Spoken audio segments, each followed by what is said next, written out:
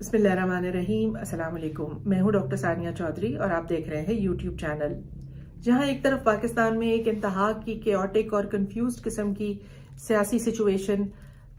بن رہی ہے اور کسی حد تک کریٹ بھی کی جا رہی ہے، وہاں دوسری جانب جو سینئر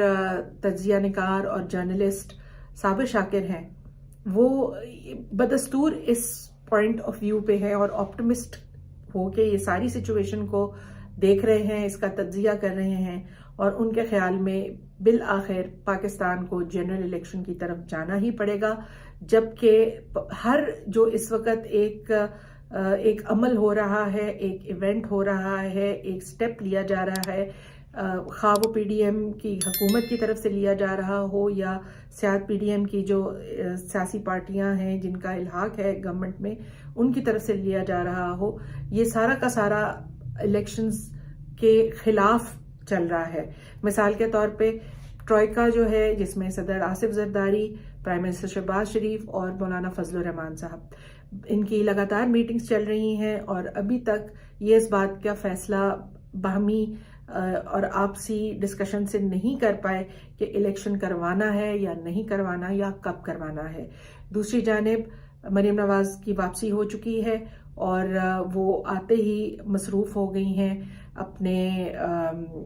سیاسی معاملات میں، جہاں پر انہوں نے خصوصی طور پہ اس بات کا خیال کرتے ہوئے کہ جس طرح سے اسحاق ڈار صاحب نے ایک ملک کی معاشی صورتحال کا ملبہ اداروں پہ ڈالنے کی کوشش کی ہے، تو وہ اس سے برطرفی کی طرف جائیں اور اس ڈیمیج کو کنٹرول کرنے کی کوشش کریں، اور ان کے آنے والے ایکٹیویٹیز اور جو وہ میڈیا ٹاکس اور خطاب کریں گی، تقاریر کریں گی، اس میں یہ چیز ہمیں بدستور طور پہ دیکھنے کو ملے گی کہ ان کو وہ ایک ریسٹرینٹ کا ایک عمل جو ہے وہ ہمیں وہاں نظر آئے گا۔ ملک احمد خان صاحب نے اپنی ایک ٹاک میں جو یہ بیان دیا ہے کہ عمران خان اور قاسم خان سوری کے اوپر آرٹیکل 6 لگنا چاہیے تھا، اور اس طرف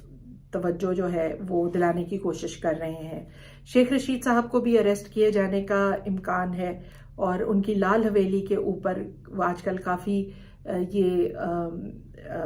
بات جو ہے وہ سر عام ڈسکس ہو رہی ہے، کیونکہ وہاں پر پولیس، رینجرز اور اس طرح کی باتیں چل رہی ہیں کہ اس کو 30 جنوری تک خالی کروا لیا جائے گا، اور اس طرح سے جو کہ وہ ایک واحد ہیڈ کوارٹر ہے ایک پارٹی کا راولپنڈی کے اندر، اس کو وہاں سے ختم کرنے کے لیے جو کوششیں ہیں وہ جاری ہیں۔ فواد چودھری صاحب کو پیش کیا گیا دوبارہ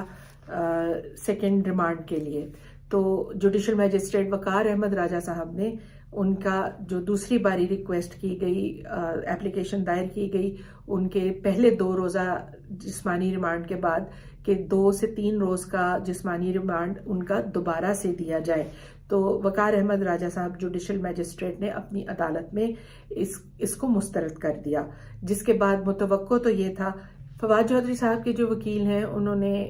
دائر تو کرنی تھی بیل کی اپلیکیشن، کہ جب ان کو ایک دفعہ جوڈیشل کر دیا گیا تو ان کی بیل کی اپلیکیشن جو تھی وہ اس کو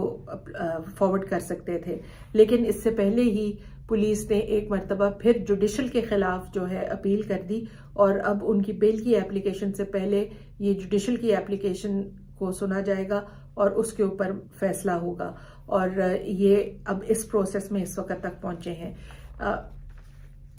جس دن فواد چودھری صاحب کو اریسٹ کیا گیا، اس دن ایک واقعہ موٹر وے کے ٹول کے اوپر دیکھنے میں آیا، جس کی مکمل فوٹیج جو ہے وہ آلریڈی چل چکی ہوئی ہے، اور اس کے اندر جو پاکستان کے سینئر لیڈر فاروق حبیب صاحب ہیں، انہوں نے پولیس کی جو گاڑیاں لے کے جا رہی تھیں، ٹرانسفر کر رہی تھیں لاہور سے اسلام آباد تک فواد چودھری صاحب کو، ان کو روک کر تو ان کو یہ بات سمجھانے کی کوشش کی، بتانے کی کوشش کی کہ لاہور ہائی کورٹ جو ہے وہ بار بار یہ کہہ رہی ہے کہ فواد چودھری کو وہاں پر پیش کیا جائے، لیکن ان کی اس عمل کے اوپر جوابی کارروائی میں پی ایم ایل این کی جو حکومت ہے اس نے ان کے اوپر ڈکیتی کا اور جو ایک حکومت کی کا ایک پروسیس ہے کہ کاروائی ہے، اس میں رکاوٹ ڈالنے کے اوپر ایک کیس کر دیا ہے، اور اس میں ان کے اوپر اسی طرح کے 7 دفعات لگائے گئے ہیں. انہوں نے ان گورنمنٹ کی املاک کو ڈیمیج کیا ہے، فون چھینا ہے، فائرنگ کی ہے، اور اس طرح سے آگے ایک ان کے اوپر اب یہ کیس چلایا جانا ہے. الیکشن کمیشن بدستور دونوں گورنرز جہاں پر اسمبلیز ڈیزالو کی گئی تھیں، KPK اور پنجاب، ان کو لیٹرز لکھ رہی ہے اور تاریخیں ان سے لینے کی کوشش کر رہی ہے کہ الیکشنز ان دونوں اسمبلیوں میں جو بائی الیکشنز ڈیو ہیں وہ کروائے جائیں، اور اس پر ابھی تک دونوں گورنرز نے ان کو کوئی بھی جواب نہیں دیا. ذہن میں رہے کہ پنجاب میں اس وقت مولانا فضل الرحمان کی پارٹی کے بہاف پہ گورنر لگے ہوئے ہیں، اور پنجاب میں جو گورنر ہیں وہ PMLN کے بہاف پہ وہاں پہ اپوائنٹی ہیں. ایک جانب تو election commission of Pakistan governors کو الیکشن کی تاریخ لینے کے لیے یہ کاروائی کر رہا ہے، انہیں لیٹرز لکھ رہا ہے کہ الیکشن جو ہیں وہ رمضان کے مہینے میں کروائے جائیں، اور دوسری جانب جو میٹنگز ہو رہی ہیں گورنمنٹ کی، PDM کی، اتحادی جماعتوں کی لیڈرشپ کی، اس کے اندر یہ چیزیں ڈسکس ہو رہی ہیں کہ الیکشن جو ہے وہ ایک پہلے ڈیجیٹل سینسس کروایا جائے، اس کے بعد الیکشن ہو، کیونکہ جو یہ 2017 کا اس وقت سینسس چل رہا ہے اس کی بیس کے اوپر یہ الیکشنز کروانا ایک فیئر قسم کی ایک ایکٹیویٹی نہیں ہوگی، یا ایک فیئر ریپرزینٹیشن نہیں دے پائے گا. اس وجہ سے یہ ڈیجیٹل سینسس کرایا جانا چاہیے. یہ جو ڈیجیٹل سینسس ہے یہ اکتوبر 2022 میں اس کی ڈیٹ طے پائی تھی، اور PDM کی حکومت نے یہ اس ٹائم پر نہیں کروایا. ظاہر ہے کہ اس کو ایک طرح سے چھوڑا گیا کہ اس چیز کو استعمال کیا جا سکے ایٹ اے لیٹر سٹیج، اگر الیکشن ملتوی کروانے کی ضرورت کسی سٹیج پہ پڑتی ہے، جو کہ اس وقت ہو رہا ہے. جوڈیشری پہلے ہی کافی انگیجڈ ہے ان تمام سیاسی معاملات کو دیکھنے میں، اور عام عوام کے جو وہاں پر لاکھوں کی تعداد میں کیسز پڑے ہیں وہ ویسے ہی انتظار میں ہیں کہ کسی دن ان کی بھی سنوائی ہو اور ان کو بھی انصاف ملے. لیکن فی الوقت سیاسی جو صورتحال ہے وہ کافی طول پکڑے ہوئے ہے، اور جوڈیشری کے اندر جو سیاسی معاملات ہیں وہ تقریباً ڈیلی بیسس پہ وہاں پہ کوئی نہ کوئی نیا کیس کسی نئی چیز کے اوپر ہو جاتا ہے. فی الوقت جو گورنرز ڈیٹ نہیں دے رہے صوبائی الیکشنز کے لیے، ان کے اوپر اس مدے کے اوپر ایک کیس جو ہے وہ لاہور ہائی کورٹ کے اندر پنجاب کے حوالے سے دائر ہوا ہے. اس کے علاوہ اسد عمر اور شیخ رشید، ان دونوں لوگوں نے بھی اپنی پٹیشنز دائر کی ہیں، جس میں انہوں نے پنجاب کے care taker chief minister Mohsin Naqvi صاحب کی اپوائنٹمنٹ کو چیلنج کیا ہے. محسن نقوی صاحب کے بارے میں یہاں پہ یہ کہنا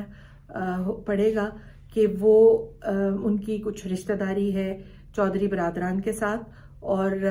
چودھری برادران اس چیز کو سامنے لے کر آئے ہیں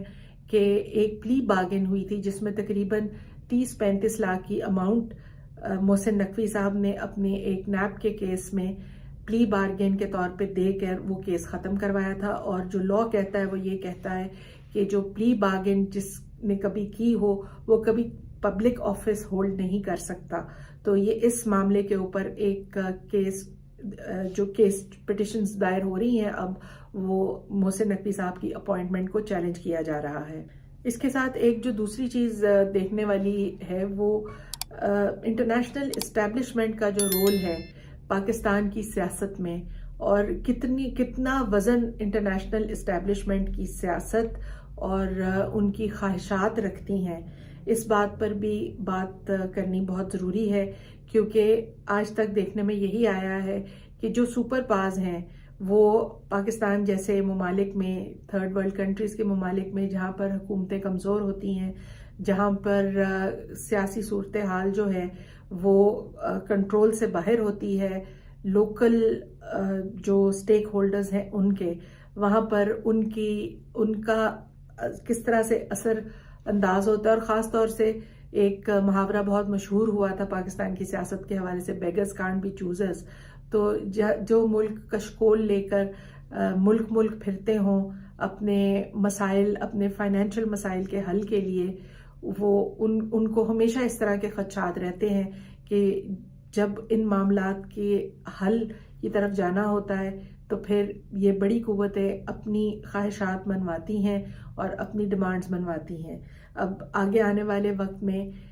ڈالر کی یہ جو قدر اوپر ایک دم سے چڑھی ہے، اس کے بعد دیکھنا یہ ہے کہ آنے والے وقت میں مزید کون سی ایسے